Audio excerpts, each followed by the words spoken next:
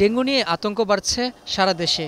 রাজধানীতে প্রতিদিন গড়ে ডেঙ্গু আক্রান্ত হচ্ছে 10 থেকে 15 জন। হাসপাতালগুলোতেও বাড়ছে ভিড়। এ অবস্থায় ভরা মৌসুমে কি অবস্থা হবে তা ভেবেই দিশেহারা নগরবাসী।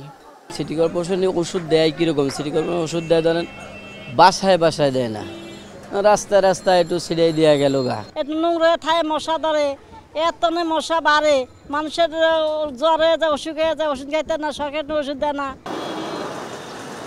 এডিস মশা নিধনে ঢাকা উত্তর সিটি কর্পোরেশন রাজধানীর বিভিন্ন খাল ও নর্দমা থেকে উদ্ধার করেছে পরিত্যক্ত পণ্য। এতে পাওয়া যাচ্ছে লেপ, তোশক, সোফা, লাগেজ, টায়ার, কমোড, ফুলের টবসহ নানান প্লাস্টিকের পণ্য।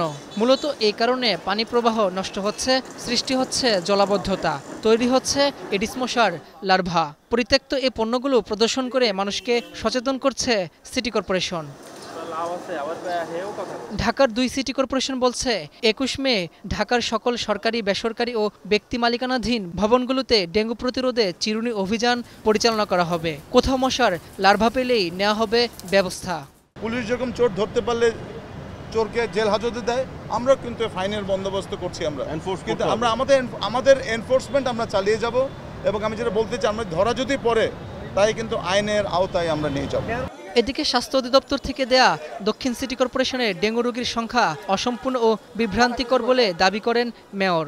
মাননীয় স্বাস্থ্যমন্ত্রী দায়িত্ব গ্রহণ করার পরেই তিনি আমাদেরকে নিয়ে বসেছিলেন।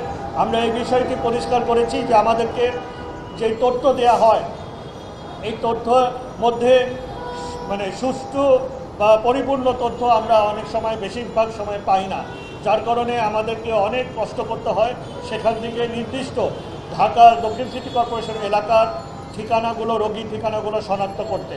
তো সেই প্রেক্ষিতে আমরা তাদেরকে দিয়ে জানিয়েছি যে ঢাকার বাইরে যারা রোগী আসে তাদেরটা আলাদা পৃথক করা, কারণ এটা তেমন কোনো কঠিন কাজ না, কারণ ঢাকার বাইরে থেকে যারা আসে তারা বেশিরভাগ হলো রেফারেল হয়ে আসে।